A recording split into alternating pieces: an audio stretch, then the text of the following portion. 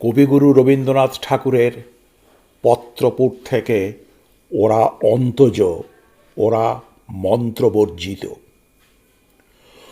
ওরা অন্তজ, ওরা মন্ত্রবর্জিত। দেবালয়ের মন্দির দ্বারে পূজা ব্যবসায়ী ওদের ঠেকিয়ে রাখে।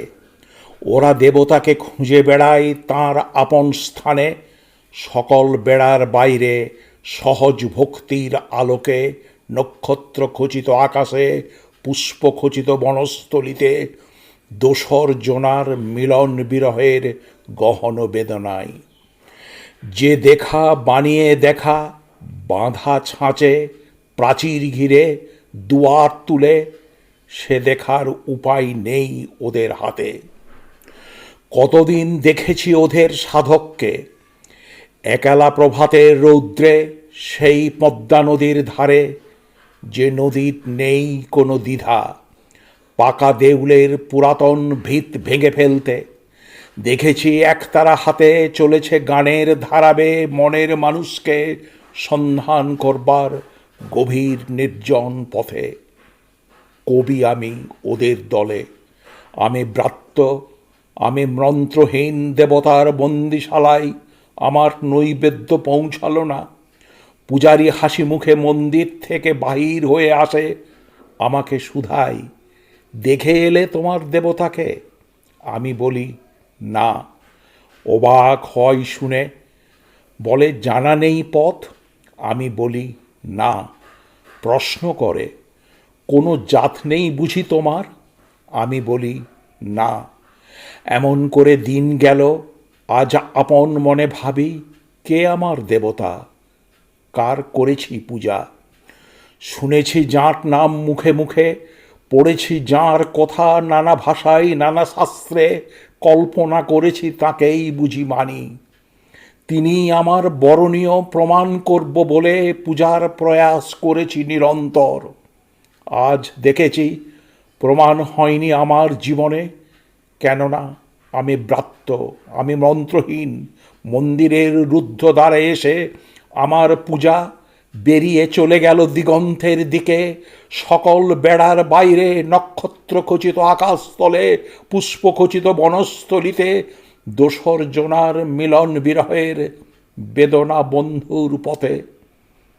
বালক ছিলেম যখন, পৃথিবীর প্রথম জন্মদিনের আদি মন্ত্রটি পেয়েছি আপন পুলক কম্পিত অন্তরে, আলোর মন্ত্র পেয়েছি নারকেল শাখার ঝালর ঝোলা আমার বাগানটিতে।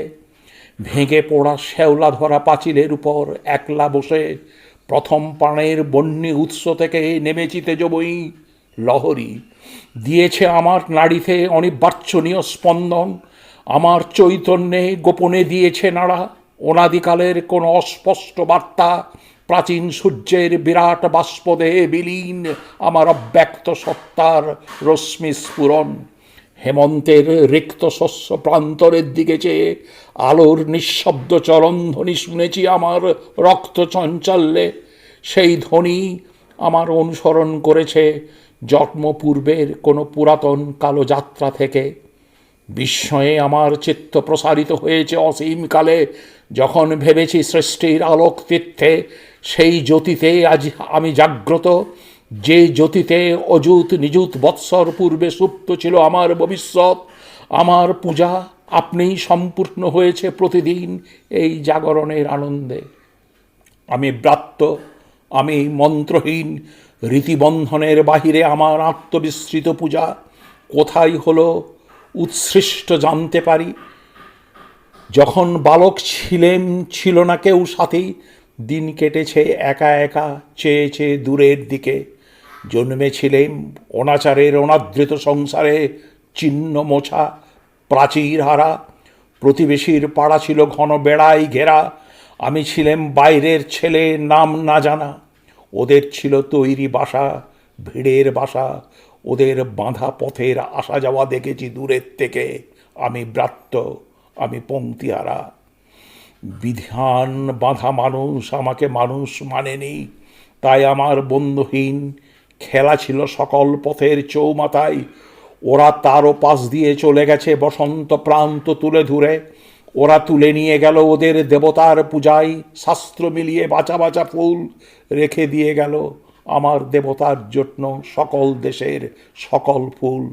এক সূর্যের আলোকে চিরস্বীকৃত দলের উপেক্ষিত আমি মানুষের মিলন ক্ষুধায় ফিরেছি, যে মানুষের অতিথিশালায় প্রাচীর নেই, পাহারা নেই, লোকালয়ের বাইরে পেয়েছি আমার নির্জনের সঙ্গী, যারা এসেছে ইতিহাসের মহাযুগে আলো নিয়ে, অস্ত্র নিয়ে, মহাবাণী নিয়ে। তারা বীর, তারা তপস্বী, তারা মৃত্যুঞ্জয়, তারা আমার অন্তরঙ্গ, আমার সবর্ণ, আমার স্বগোত্র। তাদের নিত্য সুচিতায় আমি সূচি। তারা সত্যের পথিক, জ্যোতির সাধক, অমৃতের অধিকারী। মানুষকে গণ্ডির মধ্যে হারিয়েছি, মিলেছে তার দেখা দেশ বিদেশের সকল সীমানা পেরিয়ে। তাকে বলেছি হাত জোড়ো করে, হে চিরকালের মানুষ, হে সকল মানুষের মানুষ, পরিত্রাণ করো ভেদ চিহ্নের তিলক পোড়া সংকীর্ণতার ঔদত্য থেকে। হে মহান মানুষ, ধন্য আমি, দেখেছি তোমাকে তমসের পরপার হতে। আমি ব্রাত্য, আমি জাতিহারা। একদিন বসন্তে নারী এলো সঙ্গীহারা আমার বনে, প্রিয়ার মধুর রূপে। এলো সুর দিতে আমার গানে, নাচ দিতে আমার ছন্দে, সুধা দিতে আমার স্বপ্নে। উদ্দাম একটা ঢেউ হৃদয়ের তট ছাপিয়ে হঠাৎ এলো উচ্চলিত, ডুবিয়ে দিল সকল ভাষা। নাম এলো না মুখে, সে দাঁড়ালো গাছের তলায়, ফিরে তাকালো আমার কুণ্ঠিত বেদনা করুণ মুখের দিকে, তরিত পদে এসে বসলো আমার পাশে। দুই হাতের মধ্যে আমার হাত তুলে নিয়ে বললে, তুমি চেনো না আমাকে, তোমাকে চিনি নে আমি আজ পর্যন্ত। কেমন করে এটা সম্ভব আমি তাই ভাবি। আমি বললেন, দুই নাচেনার মাঝখানে চিরকাল ধরে আমরা দুজনে বাঁধব সেতু। এই কৌতূহল সমস্ত বিশ্বের অন্তরে। ভালোবেসেছি তাকে, সেই ভালোবাসার একটা ধারা ঘিরেছে তাকে স্নিগ্ধ বেষ্টনে।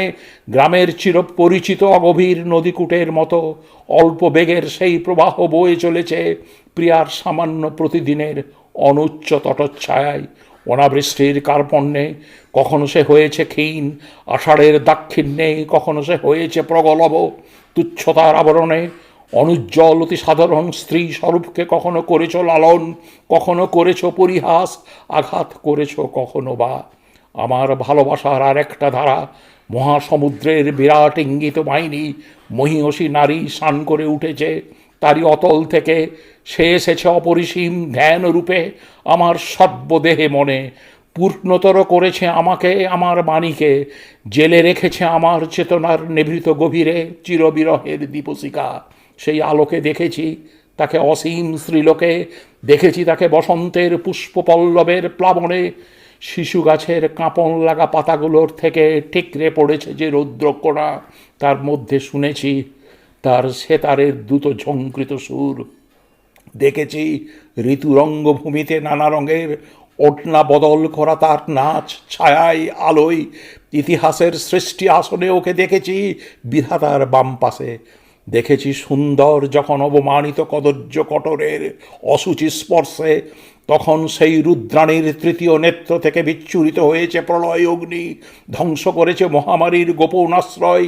আমার গানের মধ্যে সঞ্চিত হয়েছে দিনে দিনে সৃষ্টির প্রথম রহস্য, আলোকের প্রকাশ, আর সৃষ্টির শেষ রহস্য ভালোবাসার অমৃত।